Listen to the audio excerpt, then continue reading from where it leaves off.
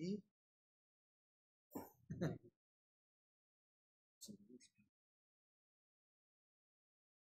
di sini. Sampai enggak?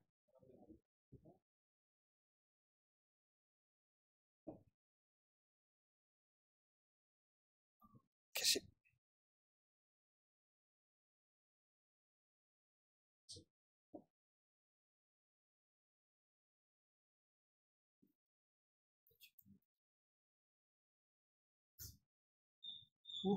Oh.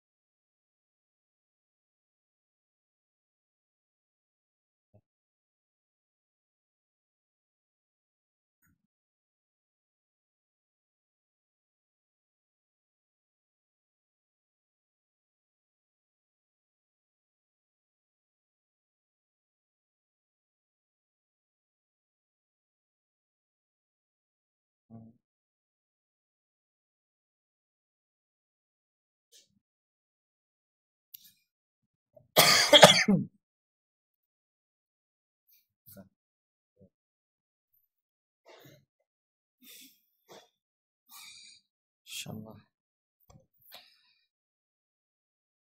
Sampai mana kita ya? Sudah lama berlalu. Sekian bulan telah kita lalui tanpa melanjutkan pembahasan ini. Terakhir kayaknya sampai sini deh. Sampai di ini ya, tatawu ya. Iya apa enggak? Iya betul, siap. Baik Bapak Ibu kita mulai. Bismillah. Assalamualaikum warahmatullahi wabarakatuh. Alhamdulillah hamdan katsiran thayyiban mubarakan fih. Wassalatu wassalamu ala asyrafil anbiya'i wal mursalin nabiyyina Muhammadin wa ala alihi wa sahbihi ajma'in. Amma ba'd. Alhamdulillah segala puji hanya milik Allah Subhanahu wa taala yang dengan segala nikmat yang dilimpahkan kepada kita, maka kita senantiasa bersyukur nikmat-nikmat tersebut dan disertai dengan istighfar kepada Allah Tabaraka wa taala atas segala kekurangan yang kita miliki dalam menyembahnya. Semoga salawat dan salam senantiasa tercurahkan kepada Nabi Muhammad sallallahu alaihi wasallam, kepada keluarga beliau, para sahabatnya, dan juga setiap orang yang mengikuti jejak beliau hingga hari kiamat nanti. Jemaah sekalian yang semoga dirahmati Allah Subhanahu wa taala, kita melanjutkan pembahasan kita mengenai deskripsi Nabi sallallahu alaihi wasallam. Dan kita telah menuntaskan bagaimana beliau melaksanakan sholat malam. Sekarang kita akan beralih kepada sudut pandang ya Nabi, para sahabat ketika melihat Nabi sallallahu alaihi wasallam melakukan sholat sunnah yang biasa beliau lakukan. Mari kita simak ya apa yang dibahas di sini ya, yang disampaikan oleh Syekh Khalid Al-Juhani hafizahullah taala. Wasfu tatawwu' Rasulullah sallallahu alaihi wasallam bisalah. Nah, di sini menjelaskan bagaimana Nabi sallallahu alaihi wasallam melaksanakan sholat sunnah ya, Tatawwu' maksudnya salat sunnah. Baik. Di sini disebutkan bahwasanya karena Rasulullah sallallahu alaihi wasallam yusalli fi baiti Aisyah qabla dhuhr arba'in. Ini telah saya warnai. Jadi yang pertama Nabi sallallahu alaihi wasallam ya salat sebelum zuhur, maksudnya sebelum salat zuhur beliau melaksanakan salat sunnah 4 rakaat. Arba'an. Tsumma yakhruju fayusalli bin nas. Kemudian beliau setelah salat sunnah 4 rakaat di rumah, ya, di rumah siapa? Rumah Aisyah radhiyallahu anha, semoga Allah meridhoinya. Lalu keluar menuju masjid dan salat, memimpin salat zuhur. Tsumma yadkhulu fayusalli rakaatain. Kemudian Nabi SAW masuk ke rumah setelah itu lalu salat sunnah 2 rakaat. Berarti setelah salat zuhur beliau melaksanakan salat sunnah 2 rakaat. Wa kana yusalli bin nas al-maghrib. Kemudian datang waktu maghrib Nabi SAW memimpin salat maghrib. Tsumma yadkhulu fayusalli rakaatain. Kemudian Nabi SAW masuk ke rumah salat 2 rakaat. Berarti setelah salat maghrib beliau melaksanakan salat sunnah 2 rakaat. Wa yusalli bin nas al-isya. Kemudian Nabi SAW memimpin salat isya. Wa yadkhulu baita Aisyah fayusalli rakaatain. Kemudian masuk ke rumah salat 2 rakaat di rumah. Berarti ini salat 2 rakaat setelah salat Aisyah. Wa kana idza tala al-fajr shalla rakaatain. Dan ketika muncul fajar shadiq, fajar ada 2, bukan Pak Fajar ya. Fajar shadiq sama fajar kadzib.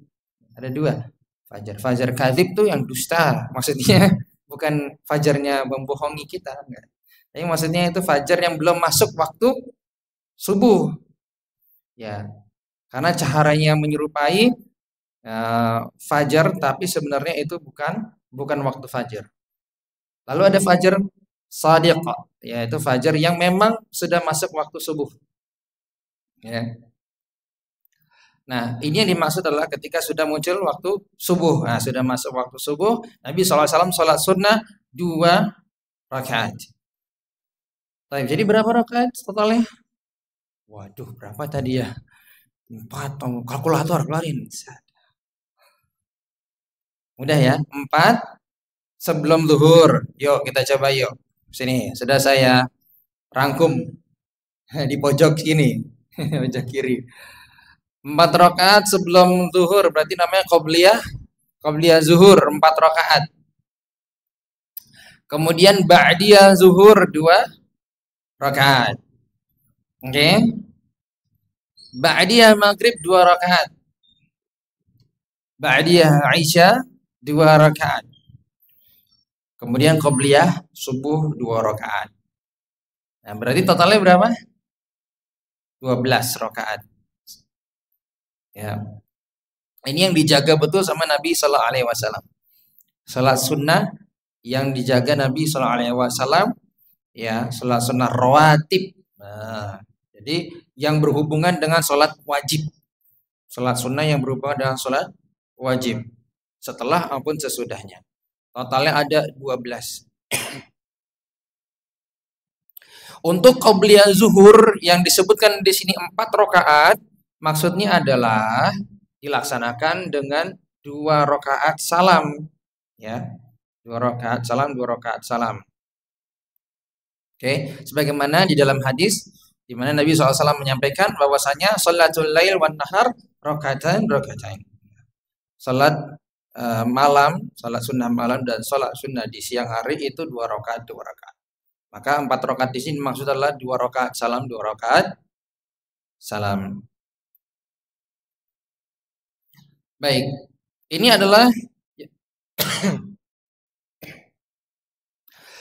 ya, ini merupakan riwayat dari Aisyah radhiyallahu anha. Tapi kalau kita simak riwayat yang lain, riwayat Abdullah bin Umar. Ya, kalau kita simak riwayat Abdullah bin Umar tidak ada di sini. Tapi saya tambahkan, ya. Menurut riwayat Abdullah bin Umar, qabliya zuhur itu 2 rakaat. Ba'diya zuhur 2 rakaat. Ba'diya maghrib 2 rakaat. Ba'diya isya 2 rakaat. Qabliya subuh 2 rakaat. Apa yang berbeda dari riwayat sebelumnya, Pak Bu? Sebelum zuhur hanya 2 rakaat. Nah, ini disebutkan riwayat yang lain. Artinya di sini saling melengkapi. Ya. Saling melengkapi. Maka dari sini kita bisa ambil kesimpulan, ya bolehnya salat qabli zuhur 2 rakaat, 4 rakaat, monggo silakan. Baik.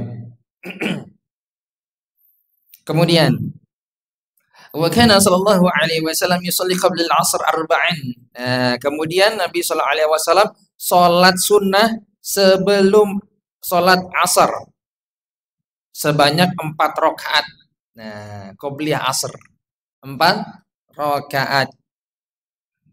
Ya, yafsilu baina kulli rakaatain bitaslim. Ya, dan beliau memisahkan antara 2 rakaat dengan salam.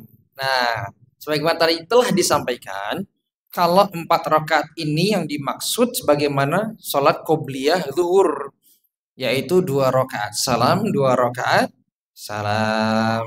Nah, jadi kalau mau melaksanakannya silahkan. Sholat sebelum asar, ya itu 4 rakaat. Baik.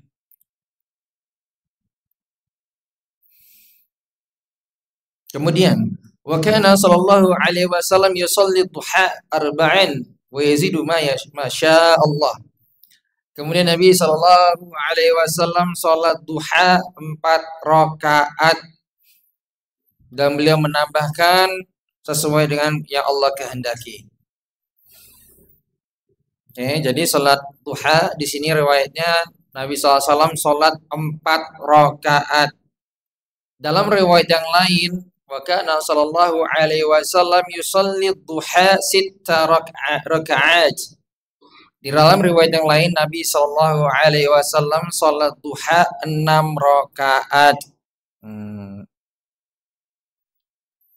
Ya, jadi ini termasuk salat sunnah. Ya, waktu duha diriwayatkan dari Aisyah radhiyallahu anha, beliau meriwayatkan bahwa Nabi sallallahu alaihi wasallam salat duha 4 rakaat. Nah, perlu diketahui. Mungkin sebagian ada yang mengetahui bahwa Nabi SAW tuh kayaknya enggak salat duha deh. Memang ada anjuran, tetapi Nabi SAW enggak melaksanakan salat duha. Pernah dengar gitu, Pak? Belum. Alhamdulillah. Masya Allah ya. Jadi sebenarnya begini. Memang ada riwayat yang cukup menarik. Riwayat ini dalam Sahih Muslim. Dalam Sahih Muslim dan datang berurutan. Ya, berurutan setelah ini dan riwayat ini. Ada riwayat yang mengatakan sebagaimana tadi kita bacakan. Ini riwayat Imam Muslim dari sahabat Aisyah radhiyallahu anha. Tuh, riwayat Imam Muslim nih, tuh. Ya, tuh. Itu mengatakan Aisyah radhiyallahu anha mengatakan sendiri kalau Nabi SAW salat duha 4 rakaat. Oke. Kemudian sekarang saya mau beralih ke yang lain. Dalam riwayat Sahih Muslim juga, ya, dalam riwayat Sahih Muslim juga, Nabi Shallallahu Alaihi Wasallam pernah bersabda, "Yusbihu ala kulli sulama," baca nggak ya? "Min ahadikum sadaqah." Jadi ketika waktu pagi, ya, setiap persendian itu ada sedekahnya. Fakullu tasbihatin sadaqah, dan setiap tasbih ada pahala sedekah. Wa kullu tahmidatin sadaqah. Setiap kalimat alhamdulillah, kalimat tahmid itu adalah sedekah. Wa kullu tahlilatin Dan setiap kalimat la ilaha illallah yang diucapkan berpahala sedekah. Wa kullu takbiratin, dan setiap kali kita mengucapkan Allahu akbar, maka itu adalah sedekah. Wa amrun bil ma'ruf sadaqah, dan mengajak orang kepada kebaikan, mengajak temannya untuk sholat, mengingatkan tetangganya untuk sholat, untuk bersedekah, untuk berbakti kepada orang tua, maka itu adalah sedekah. Wa nahyun 'anil munkar sadaqah, dan kalau mencegah orang dari kemungkaran itu juga sedekah. Nak, jangan berkata buruk. Mas, tolong berbuat jujur, berkata jujur. Nah, itu juga termasuk sedekah. Wa yujzi'u min dzalika rak'atan yarka'uhuma minad duha. Dalam riwayat ini diakhiri dengan bahwasannya semua perbuatan tadi bisa diwakili dengan cukup melaksanakan 2 rakaat di waktu duha. Jadi yang tadi di awal setiap persen dia ada sedekahnya, kemudian kalimat tasbih sedekahnya, membaca tahmid, tahlil, takbir, amar ma'ruf, nahi mungkar, semua ada sedekahnya, maka dikatakan semua ini cukup dengan melaksanakan salat 2 rakaat ya di waktu duha. Berarti di sini minimalnya adalah 2 rakaat. Maka dari itu luar biasanya Imam Muslim langsung memberikan bab dalam kitab sahihnya, Sahih Muslim itu, bahwasanya dianjurkannya sholat duha dan minimalnya 2 rakaat berdasarkan hadis ini. Dan hadis sebelumnya yang tadi kita bacakan bahwasanya Aisyah radhiyallahu anha melihat sendiri Nabi sallallahu alaihi wasallam sholat duha 4 rakaat. Ini yang menarik setelahnya. Dalam riwayat Imam Muslim juga, ini biar kita sama-sama belajar ya. Ada riwayat yang mengatakan dari Aisyah radhiyallahu anha juga ya, bahwa pernah ditanya, "Akan Nabi sallallahu alaihi wasallam yusalli duha?" Ada yang bertanya kepada Aisyah radhiyallahu anha, Nabi sallallahu alaihi wasallam itu salat duha enggak? Ya, ini pertanyaannya. Nah, Aisyah radhiyallahu anha mengatakan qalat la. Nah, Aisyah radhiyallahu anha mengatakan enggak. Illa an yaji'a min maghibihi. Kecuali kalau beliau datang dari safar, pulang safar. Ya, berpergian jauh, pulang, waktu duha beliau sholat dulu, sholat duha. Ya, ini perhatikan. Berarti yang tadi sama yang ini sedikit berbeda.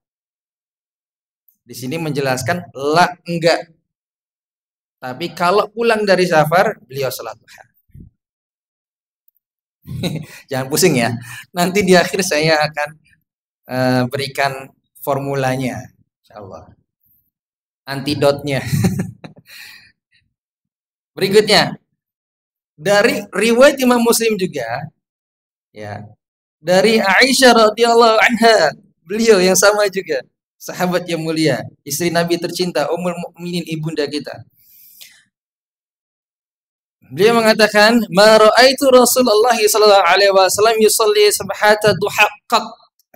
Di sini Aisyah radhiyallahu anha mengatakan, saya tidak pernah melihat Nabi sallallahu alaihi wasallam salat duha sama sekali. Nah, lo bingung kan? Bingung ini. Kalau orang nggak paham hadis, ngambil hadis ini tok saja, kacau. Ya, maka itulah kita butuhnya apa? Para ulama, ya, belajar. Ya, jangan cuma ambil satu hadis kemudian diterapkan.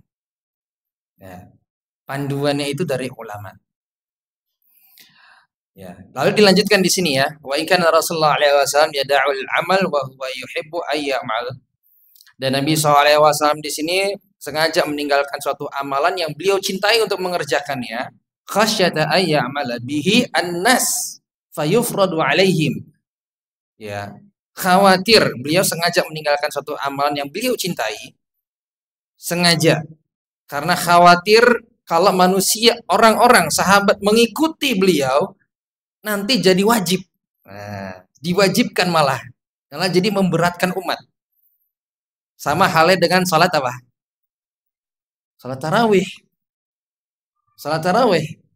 Nabi SAW salat hanya beberapa malam saja, kemudian hilang ya dari masjid. Supaya apa? Khawatir nanti kalau orang-orang terus mengikuti, jadi diwajibkan. Karena masa itu masa pensyariatan. Ya. Masih masa di mana Allah masih menurunkan wahyu. Itulah rahmatnya Nabi SAW ya. Bayangkan kalau beliau nggak rahmat coba. Apa namanya? Egois. Ya sudah, saya bisa kok. Pasti umat bisa. Gimana coba? Wah, kita pada keluar dari Islam ya, bahaya ini. Masyaqqah, berat. Itulah rahmat ya. Insyaallah ya, rahmat dari ini Allah Subhanahu wa taala berikan kepada kita melalui nabi kita yang tercinta Nabi Muhammad sallallahu alaihi wasallam. Nah, dari sini berarti ada perbedaan yang sangat jauh kita bisa lihat. Maka cara para ulama harus kita ketahui. Bagaimana para ulama menghadapi masalah ini? Maka para ulama ada yang menggunakan dua metode. Satu metodenya adalah ya, yaitu mengambil apa yang menjadi penetapan. Jadi dalam hadis ini ada yang namanya penetapan Pak Bu, penetapan hukum sholat duha. Ya tadi di riwayat pertama sholat Nabi SAW sholat 4 rakaat. Kemudian sholat duha minimal 2 rakaat tadi. Ditambah dengan riwayat yang lain tadi dibacakan ada Nabi SAW pernah sholat 6 rakaat. Bahkan kalau kita masih ingat di bab sebelumnya tentang sholat malam, kalau Nabi SAW sakit lalu beliau mengqadha itu di waktu duha sebanyak 12 rakaat. Oke. Maka sebagai ulama mengatakan ambillah penetapan hukum yang ini, maka hukumnya mustahab, boleh, dianjurkan mustahab. Dianjurkan untuk diamalkan sholat duha ini karena Nabi SAW mengamalkannya. Ya, yang ini diabaikan. Metode yang kedua dari sebagian ulama yaitu menggabungkan ini, nggak ditinggalkan. Tetap digabungkan, artinya ya ada kalanya Nabi SAW mengamalkan, ada kalanya ditinggalkan. Ya artinya ini tidak wajib, ini adalah sunnah. Karena Nabi SAW mengerjakan, kadang ditinggalkan. Nah, Aisyah radhiyallahu anha mengatakan ini, ya, mengatakan bahwasanya beliau tidak pernah melihat karena begini, tidak melihat Nabi SAW sholat duha. Bisa kita bayangkan Nabi SAW punya berapa istri? 9. Dan 9 itu bergilir. Ya. Sampai ke istri pertama lagi itu 9 hari setelah 9 hari. Kembali lagi. Dan masa itu masih banyak kemungkinan-kemungkinan. Yang artinya Nabi SAW bisa jadi sholat tidak di rumah, sholat duha. Sholatnya di masjid. Bisa di tempat yang lain. Bisa di rumah istri yang lain saat beliau melakukannya. Jadi ini merupakan pandangan dari ketika memang terlihat Nabi SAW tidak melakukannya. Tapi ada sudut pandang lain di mana Nabi SAW mengerjakan itu. Ya, maka sebagian para ulama seperti Imam Nawawi rahimahullah taala menggabungkan semuanya ini hadis-hadis ini sehingga mengatakan ada kalanya Nabi SAW mengamalkan, ada kalanya ditinggalkan. Baik. Ya.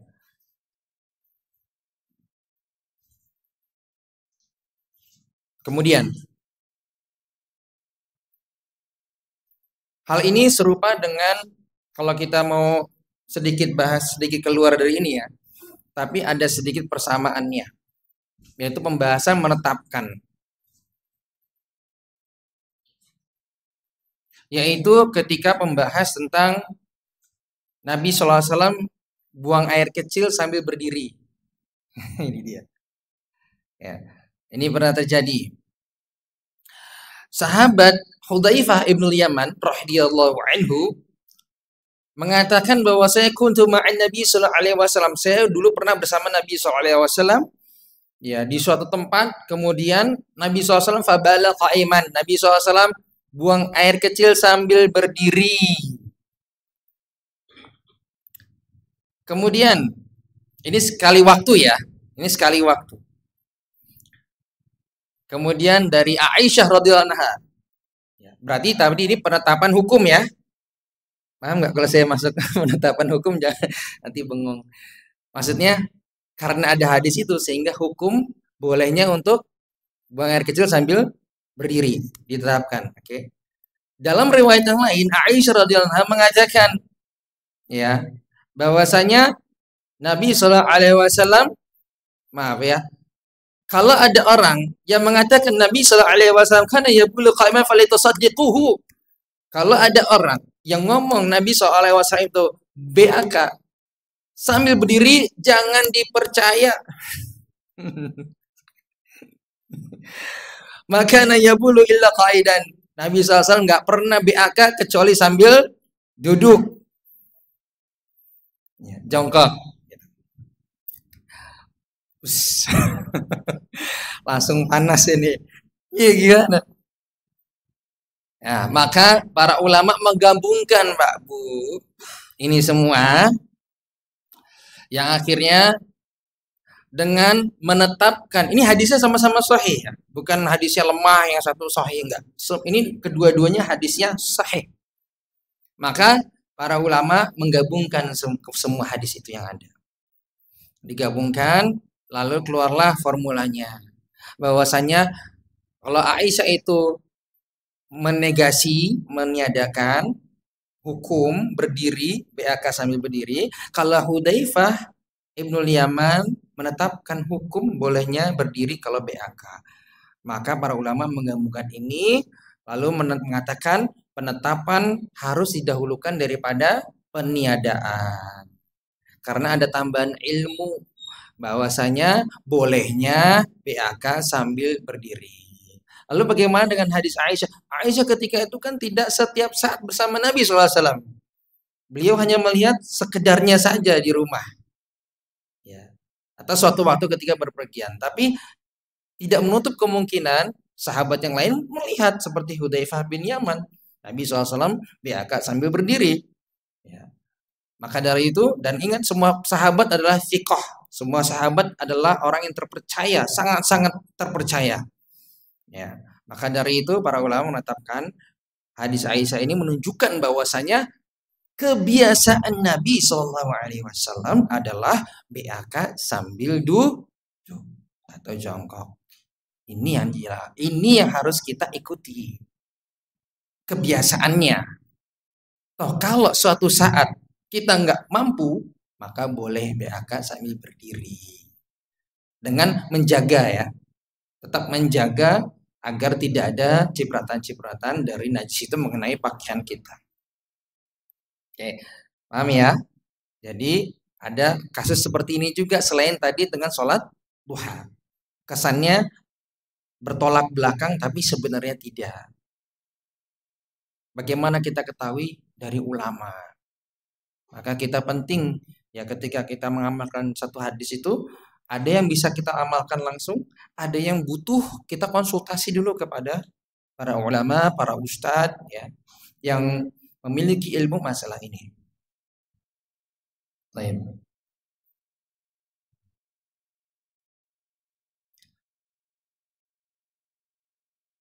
Nah, kemudian kita lanjutkan. Wa qala sallallahu alaihi wasallam, Nabi SAW pernah bersabda, qala Allahu azza wa jalla, bahwasanya Allah Subhanahu wa taala berfirman. Nah, di sini kalau ada hadis disebutkan ya, bahwasanya Allah berfirman, berarti ini namanya hadis qudsi. Masya Allah, mumtaz. Antum gantian lah jadi sini lah. Ya, hadis qudsi, Masya Allah. Allah Subhanahu wa taala berfirman,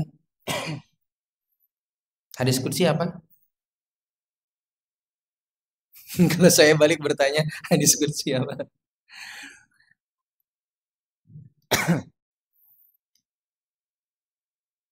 Ucapan Nabi Shallallahu Alaihi Wasallam yang mengandung firman Allah tidak ada dalam Al-Quran.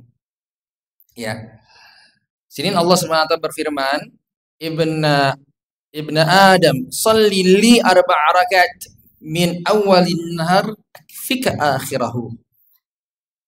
Ya, di mana Allah Subhanahu wa taala berfirman yang artinya, "Hei anak Adam, hei manusia, hei hambaku, salatlah untukku 4 rakaat di awal siang," maksudnya adalah di waktu duha. "Niscaya aku akan mencukupimu di akhir siang." Kata Al-Imam Munawi, maksud dari mencukupimu di akhir siang adalah Allah Subhanahu wa taala akan menjagamu dari keburukan yang mungkin terjadi di akhir siang, yaitu di sore hari. Ya, dari bencana dan bahaya. Maka di sini kita bisa lihat faedah dari sholat 4 rakaat sholat duha, yaitu Allah akan melindungi kita di sore hari dari mara bahaya. Ini faedah luar biasa ini. Ya. Nah, ini adalah kesempatan kita untuk bisa mengamalkan ini. Ya. Dalam kesibukan kita luangkan waktu duha sholat 4 rakaat supaya dapat faedah ini. Ya, ini manfaat yang luar biasa. Kemudian juga kita harus tahu, dan saya yakin bapak-bapak dan ibu-ibu di sini mengetahui waktu duha. Bapak Ibu, kapan waktu duha dimulai?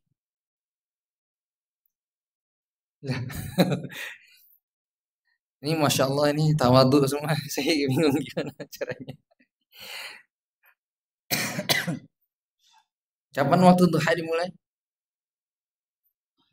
Kalau mungkin sulit membahasnya dengan bahasa-bahasa pakai matahari, ini harus baik, pakai waktu aja. Hah? Apa? Sebelum Isya. Maaf, kok saya dengar sebelum. Ayo siapa? Hah? Setelah syuruk. Ya, kapan? Gimana? Baik. Waktu duha dimulai, kalau di zaman sekarang mudahnya kita kan pakai waktu ya. Yaitu paling aman kata ulama, paling aman adalah 15 menit setelah syuruq, setelah isyraq, setelah matahari terbit.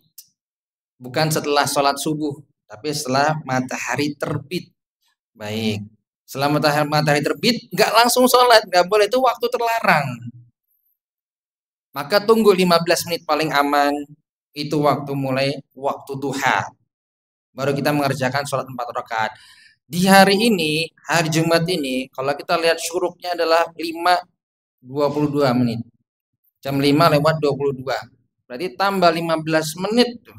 Dari itu berarti sekitar 5:37 atau 5:40 silahkan mulai sholat duha. Gitu. Oke. Nah, sekarang kapan berakhirnya waktu duha? Harus tahu, nanti jangan-jangan kebablasan. Karena waktu terlarang nanti nggak boleh salat. Habis waktu sholat duha. Salah-salah malah nanti anggapannya sholat duha padahal nggak terhitung. Nah, ini kan kita juga harus tahu. Kapan akhir sholat duha? Atau kapan waktu duha yang terakhir? Hah? Masya Allah, sebelum zuhur ya. Masya Allah. Kalau sebelum isya salah. Sebelum zuhur, Masya Allah. Kira-kira berapa menit sebelum zuhur? Sekitar 10 menit ya. 10 menit sebelum sholat zuhur. Ya, itu dia kurang lebihnya. Itu batas akhir. Karena itu nanti waktu terlarang. Di tengah-tengah matahari persis di atas kita nggak boleh sholat. Ketika tergelincir matahari baru masuk waktu zuhur. Nah itu baru sholat zuhur. Maka sekitar 10 menit sebelum zuhur itu waktu terakhir untuk sholat duha. Dan kita akan melaksanakan insya Allah di waktu yang tadi itu. Batasan waktunya untuk melaksanakan sholat duha. Dan dengan 4 rakaat tadi mudah-mudahan kita bisa mendapatkan faedah apa yang disampaikan dalam hadis yang tadi kita bacakan. Baik, demikian mungkin yang bisa kami sampaikan pada pertemuan kali ini. Wallahu a'lam bishawab. Naktafi bihadzal qadar. Nanti kalau ada yang mau bertanya setelah adzan, sallallahu Muhammadin wa ala alihi wa sahbihi ajma'in. Assalamualaikum warahmatullahi wabarakatuh.